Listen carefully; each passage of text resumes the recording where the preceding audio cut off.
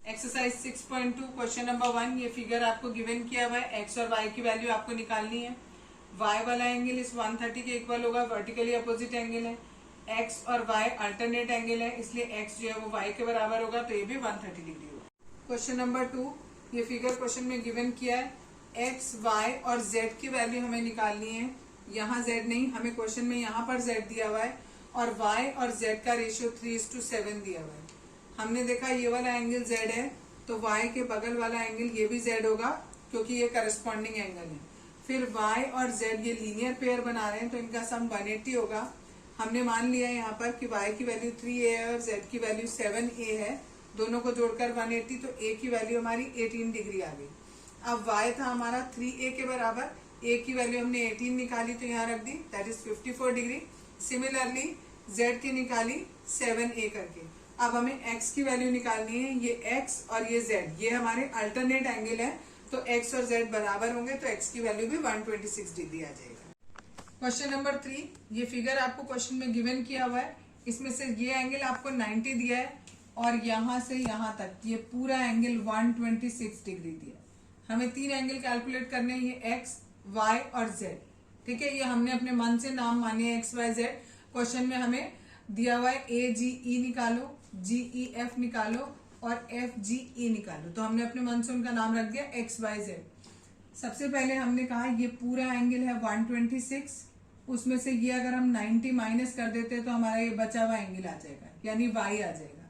Y की value हमारी आ जाएगी 36 डिग्री। हमने 126 में से 90 माइनस कर दिया। नेक्स्ट है हमारे पास, हमें ये वाला एंगल निकालना है, ये एक्स वाला। ठीक, देखो दो लाइनें ऐसे दी हुई हैं और ये लाइन एक ऐसे दी हुई है। ठीक, ये G लिखा है, ये A है और ये E है। ये वाला एंगल X है और ये पूरा हमें 126 गिवन है, और ये दोनों आपस में इक्वल होंगे। क्यों?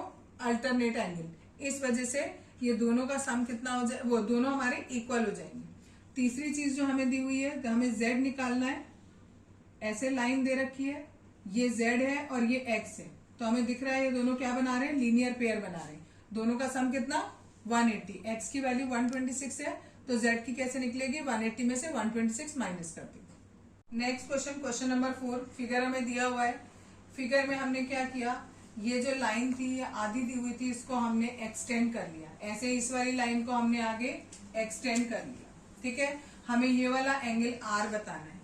हमें ये क्वेश्चन में गिवन किया है 130 और हमें ये r बताना है। हमने क्या किया, ये 130 है तो ये वाला भी 130 होगा। क्यों होगा, करस्पॉन्डिंग एंगल की वजह से। ठीक, ये 130 है तो ये वाला एंगल कितना आएगा, 50 आएगा। कैसे आएगा, इसका और इसका सम 180 होना चाहिए लीनियर पेयर की वजह से, तो 180 में से अगर हम ये माइनस करेंगे तो हमें ये वाला एंगल मिलेगा। सिमिलरली हमें ये भी गिवन है 110, ये भी क्वेश्चन में हमें गिवन है। ठीक है, इसको भी लिख लो, PQR इक्वल्स टू 110। ये दो चीजें हमें गिवन है। ठीक, जब ये 110 है तो ये वाला एंगल 70 होगा। सेम थिंग लीनियर पेयर से। अब ये एक ट्राइंगल बन रहा है Q, U और R। हमें पता है इन तीनों एंगल का सम कितना होना चाहिए, 180। दो एंगल हमें पता है 70, 50। तीसरा कैसे निकालेंगे, 180 में से इन दोनों का सम करो और माइनस कर दो, तो इन दोनों का सम किया 120 आया, माइनस किया तो 60 आया। क्वेश्चन ये दिया है क्वेश्चन नंबर 5, इसमें हमें एक्स और वाई की वैल्यू निकालनी है। एक्स और वाई तो हमें साफ साफ दिख रहा है, ये अल्टरनेट एंगल है। ठीक है, तो ये एक्स हमारा ये भी 50 हो जाएगा और लिख देंगे अल्टरनेट एंगल है। अब ये 127 पूरा 50 प्लस वाई के बराबर है। क्यों है वो समझो। देखो, दो पैरेलल लाइन दी है और एक लाइन आपको ऐसे ड्रॉ किया है। ये वाला एंगल हमें 127 गिवन है।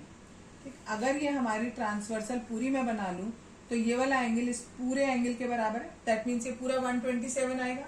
इसको मैंने बीच में से कट कर दिया, यहाँ लिख दिया y और यहाँ लिख दिया 50, यानी 50 और y को जोड़ूंगी तो कोई 127 के इक्वल ही आएगा ना।